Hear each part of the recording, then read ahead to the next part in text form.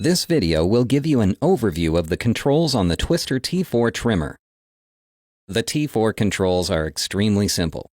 There are 3 operation buttons and 2 status lights.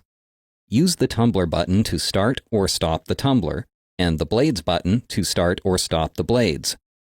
As an alternative, the emergency stop button can be used to stop all moving parts on the T4 at once.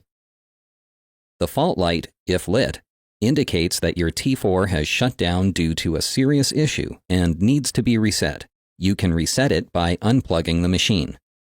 The warning light indicates that the motor is experiencing a heavy workload, usually due to something like the machine requiring cleaning.